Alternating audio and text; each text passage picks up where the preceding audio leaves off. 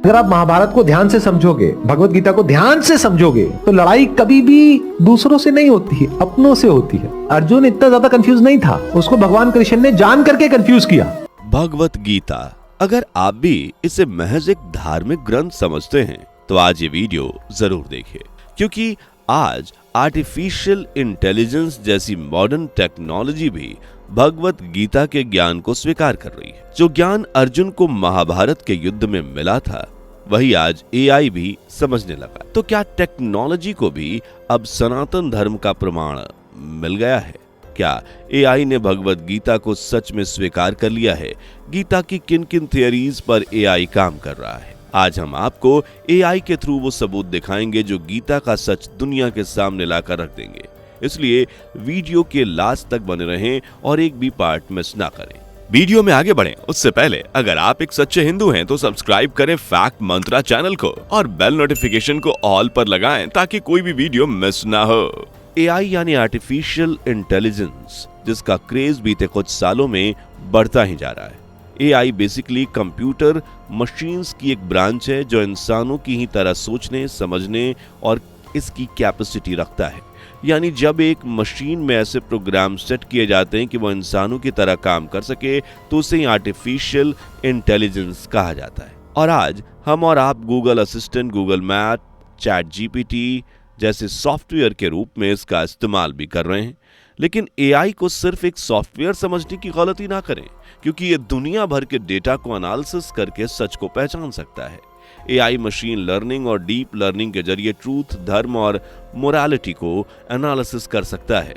और अब तो ये भगवत गीता के कर्म, धर्म और मोक्ष के कॉन्सेप्ट को भी समझने लगा है। और अगर आपको ये बातें मजाक या हवाई लग रही हैं, तो chat GPT, Google deep mind और IBM वॉटसन जैसे एआई सॉफ्टवेयर्स को देख लीजिए, जो एथिकल रीजनिंग के लिए गीता के कॉन्सेप्ट को एनालाइज कर रहे हैं और उन्हें फॉलो भी कर रहे हैं। भगवत गीता हिंदुओं का पवित्र और धार्मिक ग्रंथ है, जिसमें कही हर बात जिंदगी का एक सबक है, ज्ञान और मार्ग दिखाती है। गीता के 700 श्लोकों में जिंदगी को जीने के रूल्स छुपे हुए हैं। असल में भगवत गीता में महाभारत युद्ध के दौरान भगवान कृष्ण द्वारा अर्जुन को दिया गया वो गुप्त ज्ञान है जो अगर इंसान को मिल जाए तो वो धन्य हो जाता है। इसलिए भगवत गीता को धार्मिक ग्रंथ के ऊपर लाइफ के मोरल, एथिकल और स्पिरिचुअल डायमेंशंस का रोड मैप माना जाता है, जिसे अब एआई ने भी समझ लिया है। असल में आर्टिफिशियल इंटेलिजेंस ने गीता के 3 सबसे बड़े कॉन्सेप्ट को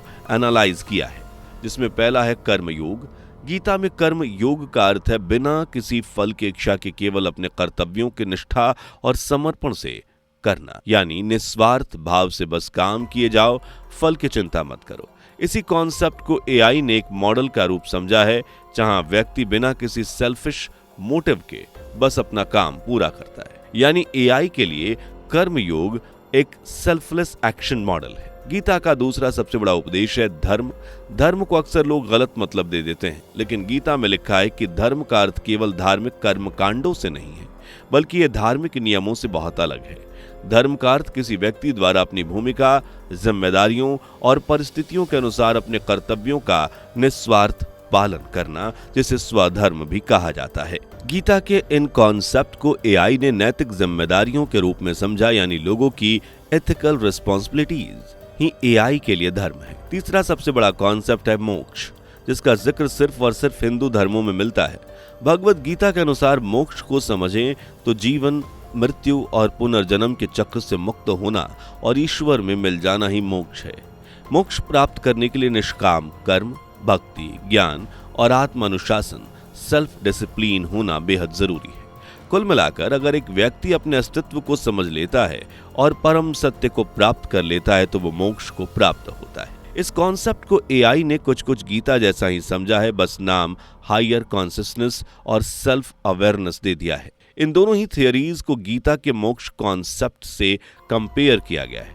एग्जाम्पल के लिए आप डीप माइंड को देख लीजिए, जिसमें मोरल रीजनिंग मॉडल्स को गीता के नैतिक कॉन्सेप्ट से कंपेयर किया गया है। वहीं MIT रिसर्च ने एआई एथिक्स के लिए गीता के मोरालिटी और प्रिंसिपल्स को बेस बनाया है, जिनके आधार पर एआई में एथिकल कॉन्सेप्ट्स को सेव किया जाएगा। यानी अगर आप एआई से कोई भी एथिकल नॉलेज लेते हैं तो उसमें कहीं ना कहीं गीता का ही ज्ञान मिलेगा। बस फर्क इतना होगा कि इसे साइंटिफिक की तरह पेश किया जाएगा, जैसा आप कॉज एंड इफेक्ट के यूनिवर्सल लॉ को ही देख लीजिए, जिसके कारण या प्रभाव का नियम भी कह सकते हैं। ये नियम कहता है कि every action has a reaction, यानी हर काम का रिएक्शन होता है, चाहे वो छोटा हो या बड़ा। सेम चीज आपको गीता में मिलेगी, कर्मण्येवाधिकारस्ते मा फलेषु कदाचन मा कर्म फल हेतु भुर्मा ते संगतोस कर्मणि। मतलब तेरा अधिकार केवल तेरे कर्म पर है, उसके फलों में नहीं। यानी आप जैसा कर्म करेंगे वैसा ही फल आपको मिलेगा। इसलिए अब एआई ने कॉज एंड इफेक्ट के यूनिवर्सल लॉ को गीता का कर्मा थ्योरी से कंपेयर करना शुरू कर दिया है। एआई ने जब डेटा एनालिसिस किया तो देखा कि कर्मा थ्योरी बिल्कुल इसी लॉ जैसी है। इसलिए अब एआई ने भी इस सिद्धांत को स्वीकार किया और ऐसे तमाम एआई मॉडल्स हैं जिन्होंने कर्म को कॉज एंड इफेक्ट पैटर्न में एक्सप्लेन किया है। जैसे प्रिडिक्टिव मॉडल्स ने ह्यूमन बिहेवियर को कर्म के प्रिंसिपल्स पर आधारित किया है। इतना ही नहीं, स्टैनफोर्ड यूनिवर्सिटी के एआई प्रोजेक्ट के कार्मिक पैटर्न को भविष्यवाणियों के लिए इस्तेमाल किया है। और अब आप समझ सकते हैं कि गीता का ज्ञान कितना अमूल्य है, जिसे आज एआई भी समझ रहा है। कर्म के अलावा धर्म को लेकर भी एआई ने माना है कि धर्म सिर्फ एक धार्मिक कॉन्सेप्ट नहीं, बल्कि ये कर्तव्य, सामाजिक जिम्मेदारियों और अपने कर्तव्यों को निभाने का ज्ञान है। एआई ने अपने एथिकल लर्निंग मॉडल में धर्म के कॉन्सेप्ट को न सिर्फ समझा बल्कि अपने यूजर्स को भी समझाने का प्रयास किया है कि धर्म एक यूनिवर्सल प्रिंसिपल है जो इस दुनिया को सही रास्ते पर लाने, रूल्स के अकॉर्डिंग चलाने के लिए बेहद जरूरी है। उदाहरण के लिए हार्वर्ड एआई एथिक्स लैब ने धर्म को CSR यानी कॉर्पोरेट सोशल रिस्पॉन्सिबिलिटीज से कंपेयर किया, जबकि एआई के लॉ मॉडल्स ने धर्म को ड्यूटी बेस्ड रिस्पॉन्सिबिलिटी का रूप दिया है। इसी तरह एआई ने मोक्ष के कॉन्सेप्ट को भी ब्रीफ किया है। जिस तरह गीता कहती है कि मोक्ष सिर्फ आत्मा की मुक्ति का मार्ग नहीं बल्कि अपने अस्तित्व को समझने का मार्ग है, उसी तरह एआई ने अपने मॉडल्स के जरिए हायर कॉन्शियसनेस को समझकर सेल्फ अवेयरनेस को मोक्ष का मॉडर्न वर्जन बताया है। बता दें कि एआई के डीप लर्निंग मॉडल्स ने कॉन्शियसनेस को समझकर ही हाई लेवल का ज्ञान हासिल किया है। भगवत गीता के अनुसार आत्मज्ञान, सेल्फ कॉन्शियसनेस के लिए कर्म योग, ज्ञान योग, भक्ति योग रूप में 3 बेहद जरूरी मार्ग हैं, जिन पर चलकर और इन्हें फॉलो करके इंसान आत्मज्ञान हासिल कर सकता है। इसी आत्मज्ञान को एआई ने अपने सेव्ड डेटा से भी समझा है।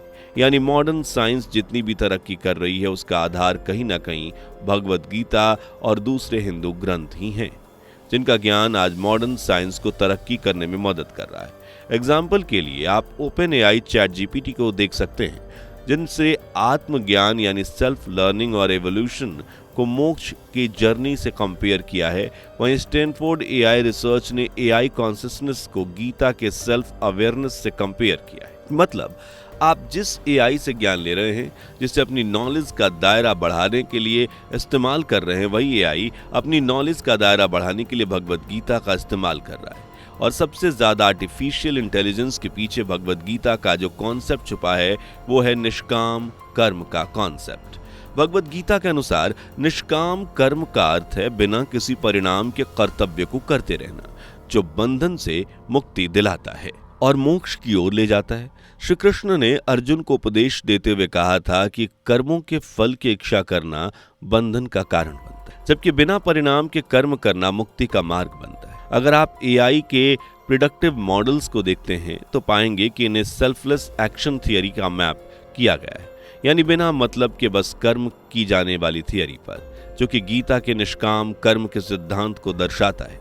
बता दें कि एआई प्रिडिक्टिव मॉडल वो फ्रेमवर्क है जिनका यूज आप बड़े डेटा को एक्सप्लेन और भविष्यवाणियों को करने के लिए इस्तेमाल करते हैं। जिस तरह से भविष्यवक्ता अपनी भविष्यवाणियां करते हैं, नक्षत्रों और ग्रहों की चाल के आधार पर आने वाले भविष्य की बात होती है, ठीक उसी तरह एआई के प्रेडिक्टिव मॉडल्स सेव्ड डेटा के अकॉर्डिंग फ्यूचर में होने वाली घटनाओं की प्रेडिक्शंस करते रहते हैं। वहीं गीता ने जिस निष्काम कर्म को एक्सप्लेन किया है उसे ही एआई ने मशीन लर्निंग मॉडल में दिखाया है। बस फर्क इतना है कि इस नए जमाने के नैतिक नियम और मॉरल्स के आधार पर इसे चेंज किया गया है। इसलिए अगर आप एआई पर इन कॉन्सेप्ट से मिलती जुलती थियरीज पढ़ते हैं तो हो सकता है कि आपको भगवत गीता की बातें याद आएं, लेकिन वो भी तभी हो सकता है जब आप अपने गीता पढ़ा या सुना हो। वैसे हैरानगी की बात है ना कि लोग चैट जीपीटी जैसे एआई टूल्स को पूरा दिन यूज करते हैं, लेकिन सेम ज्ञान भगवत गीता में है, लेकिन उसे पढ़ने में या उसे समझने में किसी खास कर मोस्ट ऑफ हिंदुओं का इंटरेस्ट ही नहीं है। पर एआई द्वारा गीता की बातों को मानना और समझना बड़े गर्व की बात है। और अगर आपको भी लगता है कि एआई ने भगवत गीता का ज्ञान एक्सेप्ट कर लिया है तो कमेंट में गीता का ज्ञान अमर रहे जरूर लिखें। वीडियो पसंद आई हो तो लाइक करके उन लोगों तक जरूर पहुंचाएं जो सनातन धर्म और मॉडर्न साइंस के बीच का सच समझना चाहते हैं। चैनल को सब्सक्राइब करें और अगला वीडियो एआई और रामायण का ज्ञान जरूर देखें। दोस्तों, आपकी स्क्रीन पर 2 और वीडियो दिख रही हैं, जिसे देखने के लिए आप स्क्रीन पर क्लिक करें। दोनों देखिएगा, बहुत अच्छी वीडियो बनी है।